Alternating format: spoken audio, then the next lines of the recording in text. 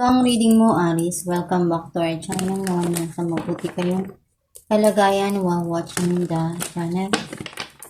This is a general reading. Kayo nang bahalang magpalit-palit ng situation nyo sa reading ko.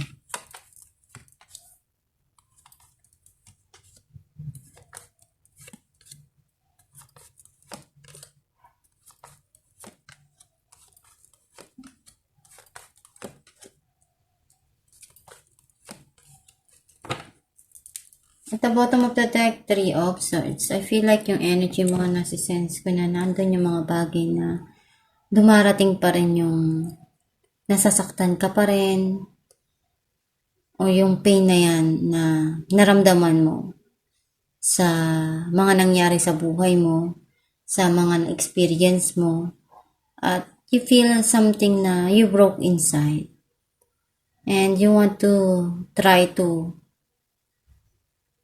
remove yung pain na yan.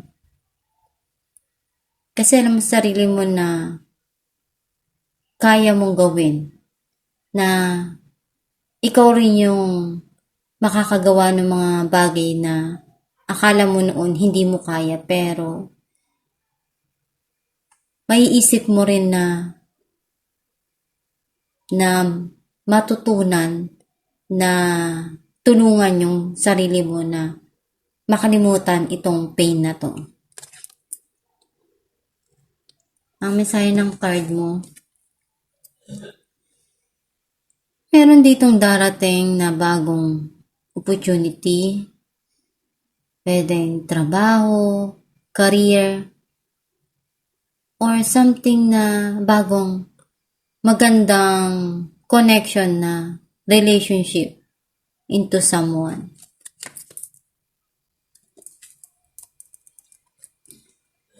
Punong-puno ng responsibilidad. Ginagawa mo lahat dahil alam mo sa sarili mo na kailangan Kahit na pagod ka na, gusto mo nang sumuko, pero alam mo sa sarili mo na ito ang dapat kong gawin, kaya ko to, at malalagpasan ko to. May mga tinitingnan ka pa na gusto mo pang tapusin, gusto mong gawin, or hinihintay mong mangyari. Some of you may balitang darating. Itong tao na to, very passionate. At alam niya sa sarili niya kung ano yung kaya niya.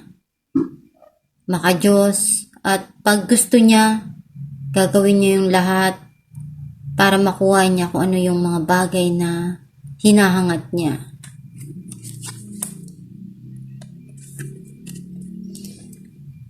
Merong magkakaroon ng pag-aayos, ng pag-uusap, magkikita. Some of you, kailangan mong lumabas para ma-enjoy mo naman yung buhay. Kailangan mo rin mag-relax. Kailangan mo rin makipag-usap sa kaibigan, sa mga mahal mo sa buhay, para hindi ka naman masyadong may stress. Some of you, pwedeng may third party. Ginagawa mo lahat ng makakaya mo Nakikita ko na once na itutok mo yung once na to sa kung ano man yung gusto mo, kung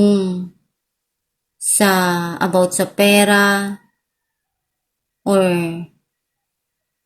pagmamahal, ibibigay mo lahat ng makakaya mo doon. Gagawan mo ng paraan para makuha mo yon. Kasi alam mo na kaya mo. Na kaya mong magawa yung gusto mo, na kaya mong makuha kung ano man yung mga bagay na desire ng puso mo.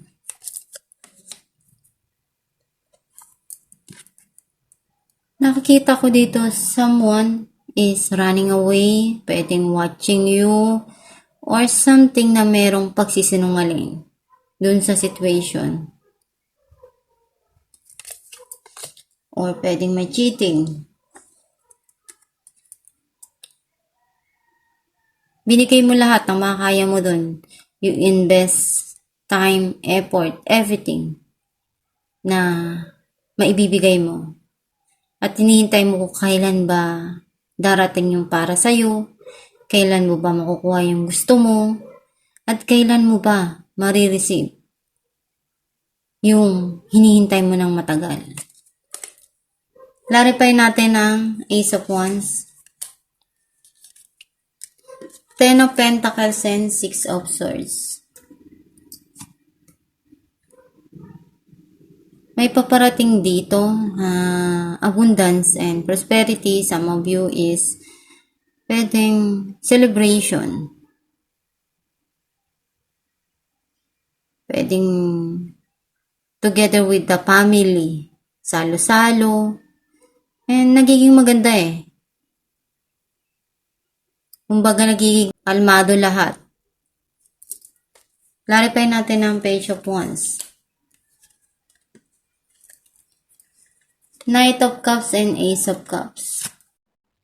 May bagong pag-ibig or someone na babalik sa buhay mo. And andun yung pagsisimula na masaya, na may pagmamahal, punong-puno. Pwedeng pagmamahal sa sarili or pagmamahal sa isang tao. Clarify natin ang Three of Cups, Nine of Cups, and Two of Cups. Ito, wish granted para sa'yo.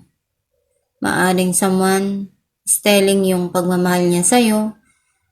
Pwedeng engagement, proposal, at magkakaroon ng celebration. Pwedeng some of you magkakaroon ng reconciliation, ng pag-aayos. Clarify natin ang Seven of Swords, Knight of Pentacles, and the Hierophant. Alam mo kung ano yung makakabuti para sa'yo, yun yung gagawin mo. Pwedeng you're focusing your attention dun sa financial. Kasi yun yung mahalaga para sa'yo sa ngayon.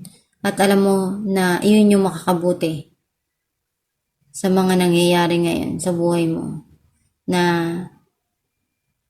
i-focus muna yung sarili mo sa mga bagay na magkakaroon ka ng financial na maganda, yung income na gusto mo. Clarify natin ang Ten of Wands, Six of Cups, and the Tower. Someone is, clarify natin ang Ten of Wands, Six of Cups, and the Tower. Someone wants to come back sa buhay mo. Gusto niya uling magkaroon ng pagsisimula doon. Gusto niya uling magsimula kayo. Or something here na gusto mong ibigay. Gusto mong i-share. Pwede sa loved ones mo. Gusto mong baguhin ko na may mga bagay na nangyari na hindi maganda sa buhay mo. Some of you naman pwedeng nagkaroon ng hindi maganda ng paghihiwalay dun sa nakaraan, dun sa sitwasyon na yon. And someone is trying to fix yung situation. Even though alam mo na kung ano yung mga bagay na nangyari. Gusto mo nang sumuko pero ginagawa mo pa rin yung makakaya mo. Clarify natin ang Queen of Wands, Four of Wands, and Nine of Wands. Andun yung masaya, ini-enjoy yung moment na yon. And kahit ano na yung mga nangyari na yun sa buhay mo, you feel grounded, natuto ka na, binigyan mo na ng distansya para hindi ka uli na masaktan Kasi alam mo na may mga sitwasyon na nangyari na yun sa buhay mo. Pero andun pa rin yung inaasa mo pa rin yung happiness na makuha mo. Yung magpapasaya sa puso mo. Clarify natin the Magician. Justice and the Fool. Alam mo na sa sarili mo na kailangan ng baguhin, na nagkakaroon na sa'yo ng clarity, ng linaw. Ayaw mo nang magpakatanga. Ayaw mo nang gawin yung mga bagay na magpapalungkot uli sa'yo. At para sa'yo, ikaw lang yung makakapagdesisyon kung ano yung tama sa buhay mo. Clarify natin ang 7 of Pentacles.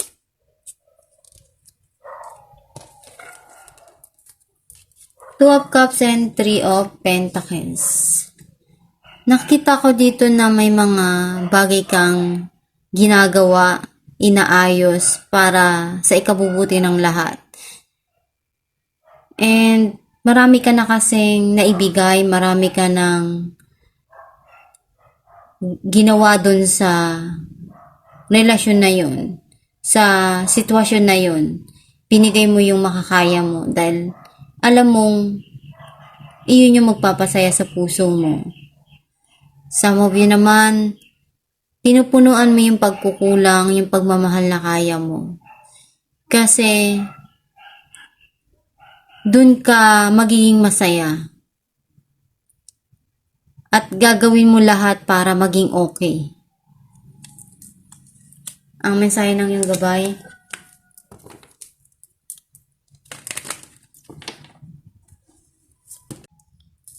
Go for it. Your prayers and positive expectations have been heard and answered. We have been working with you on this situation since its genesis, and we continue to watch over you and everyone involved. Stay on your present path as it will take you very far indeed. Ang mensahe ng iyong gabay na gawin mo lang yung mga bagay na magpapasaya sa'yo, magdasal ka lang palagi, at nandyan sila to guide you, to help you doon sa mga desisyon na gusto mong magawa or makamit sa buhay mo. Basta manalig ka lang na malalagpasan mo yung mga pagsubok na yan and magtiwala ka sa kakayahan mo at sa Diyos Ama na nandyan sila sa tabi mo, natutulungan ka sa mga pinagdadaanan mo.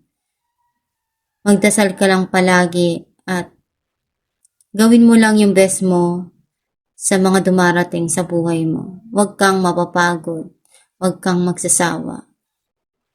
And alagaan yung sarili mo. At itong yung reading, Aries, kung nakaresonate ka, kindly comment down below. Thank you for watching.